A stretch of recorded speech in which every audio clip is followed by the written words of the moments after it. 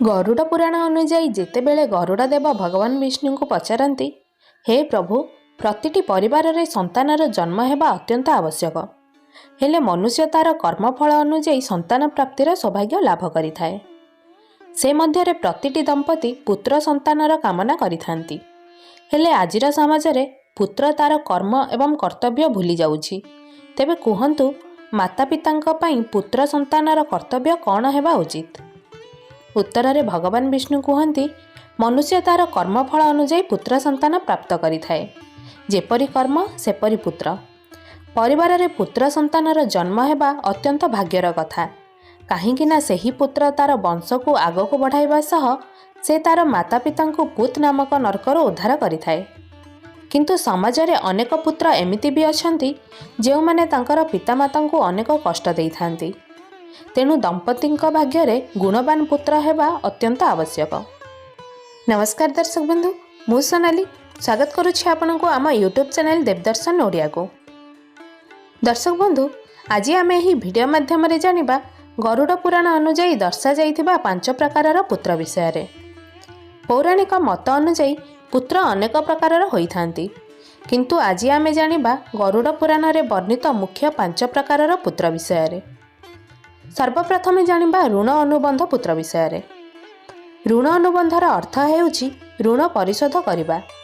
तेणु जदि आपण पूर्व जन्म रे अथवा एही जन्म रे कौनसी व्यक्ति ठारू धन ऋण रूप रे नेइथिले बा नेइछंती, सेही धनराशि को आपण कौनसी कारणरू बा जानि सुनी करजदारंको फेरस्त करूनाहांती, तेबे आपणकर सेही ऋणर परिशोध करिबा पई आपणक परिवार रे ऋण अनुबंध पुत्रर जन्म होइथाए। सेही पुत्र आपणकर गच्छित धन को नष्ट करने सह से पर्यंत धनर दुरुपयोग करिथाए जे पर्यंत आपणक ऋणर परिशोध होई न थाए। ऋणर परिशोध संपूर्ण रूपे हेबा परे जाई सेही पुत्र ठीक रास्ता को आपे आपे चली आसे। द्वितीय रे जानिबा शत्रुपुत्र विषय रे।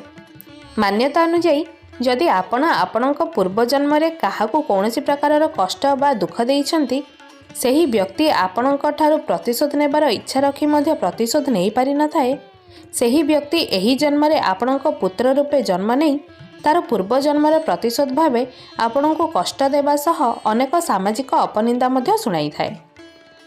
तृतीय रे जानिबा उदासीन पुत्र विषय रे।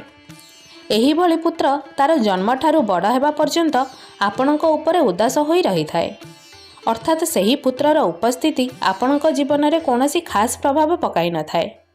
आपणक जीवन रे सेही पुत्रर उपस्थिति हेबा न हेबा सह समान होई थाए। आपणकर कौनसी इच्छा बा अभिलाष को से पूर्ण करि न थाए।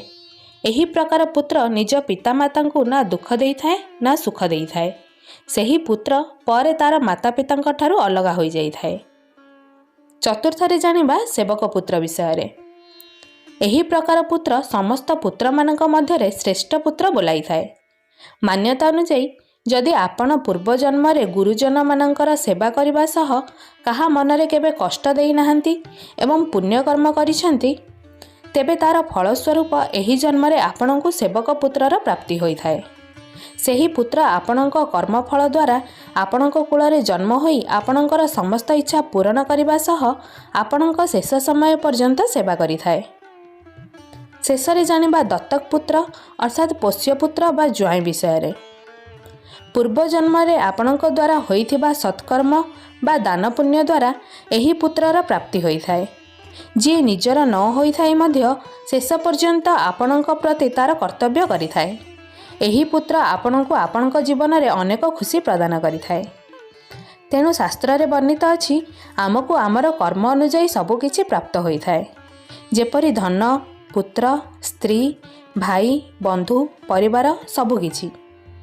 दर्शक बंधु, यह थिला गरुड़ पुराण रे वर्णित पुत्र केते प्रकारर, जहाँ आपण माने एही वीडियो माध्यम रे जानिले। आशा करुछि वीडियोटी आपनको पसंद आसीथिबो। पसंद आसीथिले वीडियोटी को लाइक करी आम देवदर्शन ओडिया यूट्यूब चैनल को सब्सक्राइब करने को अनुरोध। धन्यवाद।